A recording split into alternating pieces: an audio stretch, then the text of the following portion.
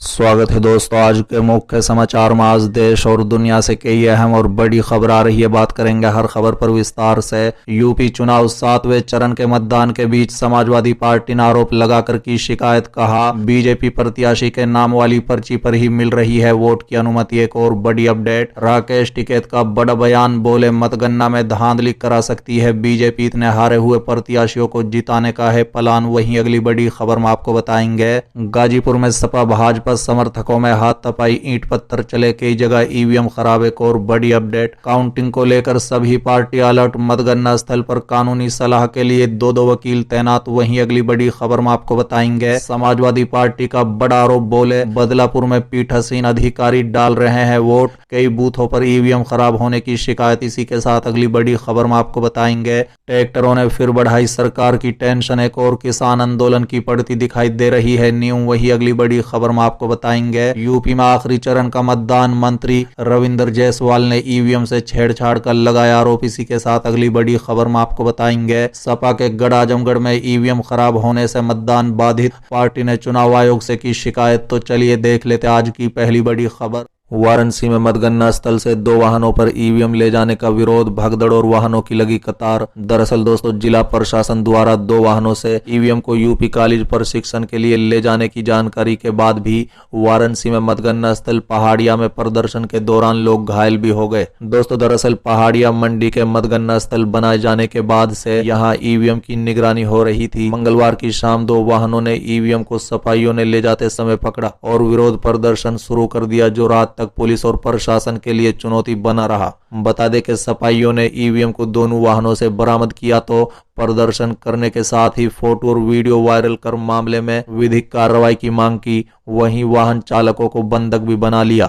बता दें कि विवाद की जानकारी होने के बाद मौके पर प्रशासनिक अधिकारी भी आए। डीएम और पुलिस कमिश्नर ने कई राउंड सपा, कांग्रेस और सुभाषपा नेताओं को समझाने की कोशिश की। बता दें कि पहाड़िया मंडी के सामने विरोध प्रदर्शन की वजह से देर तक वाहनों की कतार लग गई और घंटे लोग जाम में फंसे रहे, रास्ता साफ होने का इंतजार करते रहे। बता दें कि रात 9 बजे तक पहाड़िया मंडी में पार्टी कार्यकर्ताओं और पदाधिकारियों पर लाठीचार्ज की अफवाह फैली तो भगदड़ भी मच गई। यूपी चुनाव 7वें चरण की वोटिंग के बीच समाजवादी पार्टी ने आरोप लगाकर की शिकायत। कहा, बीजेपी प्रत्याशी के नाम वाली पर्ची पर ही मिल रही है वोट की अनुमति। दरअसल दोस्तों, यूपी में 7वें चरण का मतदान समाप्त हो चुका है। हालांकि इस बीच समाजवादी पार्टी की ओर से लगातार कई शिकायतें चुनाव आयोग से की जा रही थी। बता दें कि सपा की ओर से आरोप लगाया गया कि वाराणसी जिले की शिवपुर विधानसभा 386 के बूथ संख्या 147 पर बीजेपी प्रत्याशी अनिल राजभर के नाम की पर्ची छपी होने पर ही वोट डालने की अनुमति मिल रही है।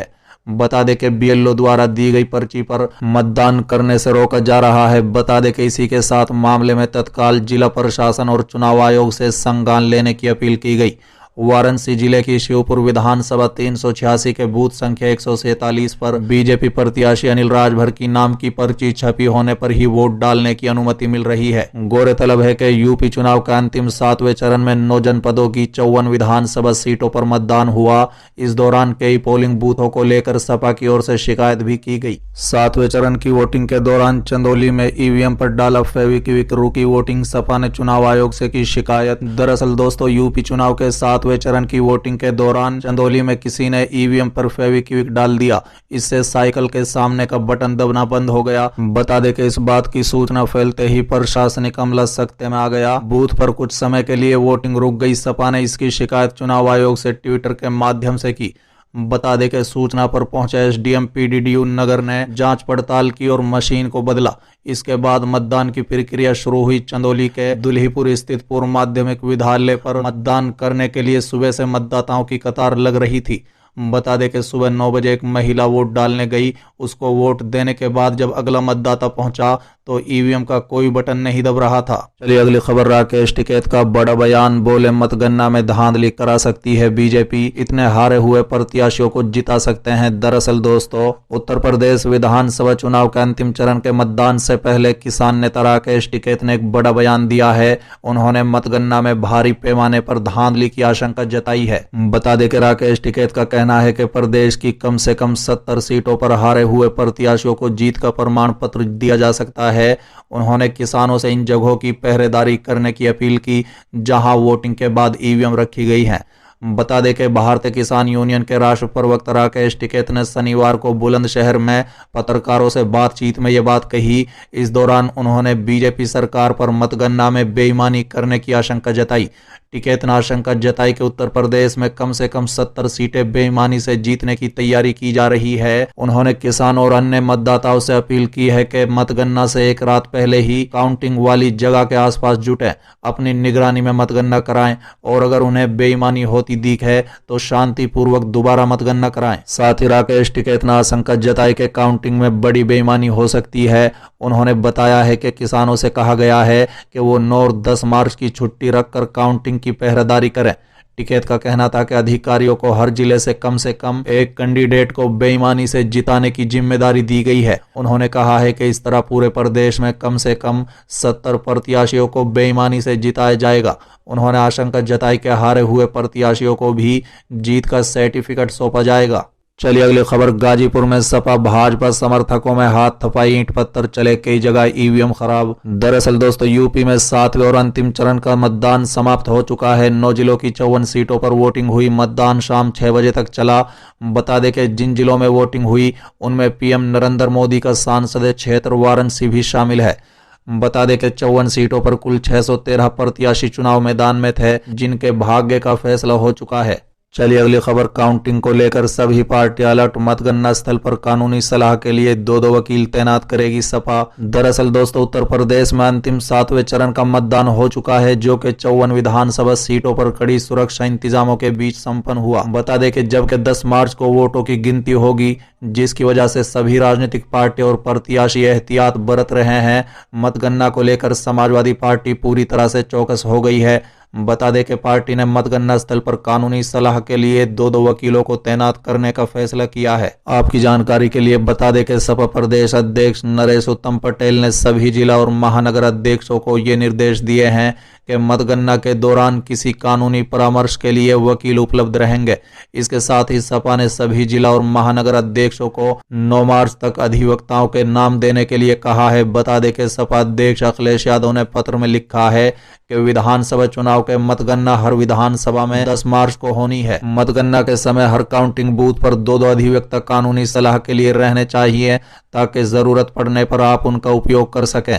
इसलिए दोनों अधिवक्ताओं के नाम और मोबाइल नंबर पार्टी प्रदेश कार्यालय में 9 मार्च तक जरूर उपलब्ध कराने का कष्ट करें। गौरतलब है कि राज्य के 9 जिलों की 54 विधानसभा सीटों पर पर्याप्त सुरक्षा इंतजाम के बीच सुबह 7 बजे से मतदान प्रारंभ हो गया था। चलिए अगली खबर, समाजवादी पार्टी का बड़ा आरोप, बोले बदलापुर में पीठासीन अधिकारी डाल रहे हैं वोट, कई बूथों पर ईवीएम खराब होने की शिकायत। दरअसल दोस्तों, उत्तर प्रदेश के विधानसभा चुनाव में 7वें चरण का मतदान समाप्त हो चुका है, लेकिन इसी दौरान समाजवादी पार्टी की ओर से ट्विटर पर ईवीएम खराब होने की शिकायत हुई। बता दें कि समाजवादी पार्टी के अनुसार जौनपुर जिले की 369 मछली शहर विधानसभा क्षेत्र के बूथ नंबर 47 पर ईवीएम खराब होने से मतदान बाधित है।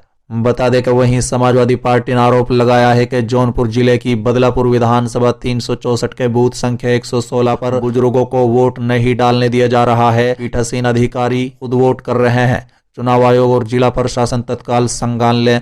वहीं मिर्जापुर जिले की 397 मझावा विधानसभा क्षेत्र के बूथ नंबर 419 पर ईवीएम खराब है। इसके साथ ही समाजवादी पार्टी ने आरोप लगाया कि मऊ जिले की मोहम्मदाबाद गोहना विधानसभा 355 के बूथ संख्या 343, 344 पर मतदाताओं पर बीजेपी कार्यकर्ताओं द्वारा बीजेपी के पक्ष में मतदान करने का दबाव बनाया जा रहा है। चलिए अगली खबर, ट्रैक्टरों ने फिर बढ़ाई सरकार की टेंशन, एक और किसान आंदोलन की पड़ती दिखाई दे रही है नींव। दरअसल दोस्तों, किसान आंदोलन की पहचान बन चुके ट्रैक्टरों ने एक बार फिर से सरकार की टेंशन बढ़ा दी है।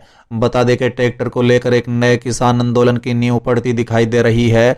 दोस्तों, दरअसल नेशनल ग्रीन ट्रिब्यूनल के आदेश पर 1 अप्रैल से राष्ट्रीय राजधानी क्षेत्र यानी एनसीआर में 10 साल पुराने डीजल वाहनों और 15 साल पुराने पेट्रोल वाहनों के चलाने पर रोक लगने वाली है।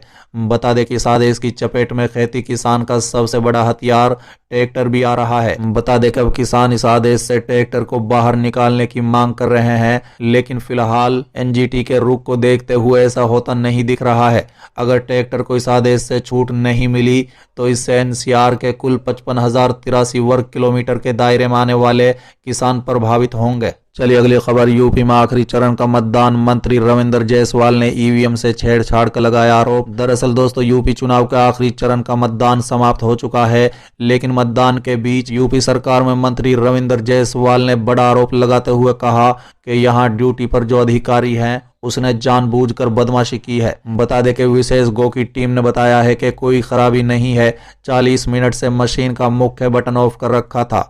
ये जांच का विषय है। जिलाधिकारी ने कहा है कि चुनाव का समय 40 मिनट बढ़ा दिया जाएगा। बता दें कि योगी सरकार के कैबिनेट मंत्री रविंद्र जायसवाल ने गंभीर आरोप लगाते हुए कहा है कि यहां ड्यूटी पर जो अधिकारी हैं उसने जानबूझकर बदमाशी की। चलिए अगली खबर। सपा के गढ़ आजमगढ़ में ईवीएम खराब होने से मतदान बाधित, पार्टी ने चुनाव आयोग से की शिकायत।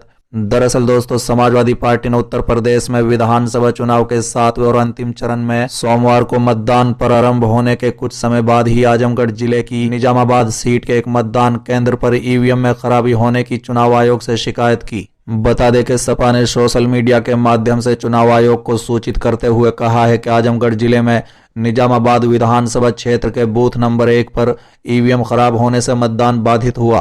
पार्टी ने पोलिंग एजेंट द्वारा मिली जानकारी का हवाला देते हुए आयोग से इस मतदान केंद्र पर मतदान शुरू होने के आधे घंटे के भीतर ही ईवीएम में आई गड़बड़ी पर तत्काल संज्ञान लेकर मशीन बदलवाने की अपील की, जिससे सुचारू और निष्पक्ष मतदान सुनिश्चित कराया जा सके। आजमगढ़ सपा अध्यक्ष अखिलेश यादव का सांसदीय क्षेत्र भी है।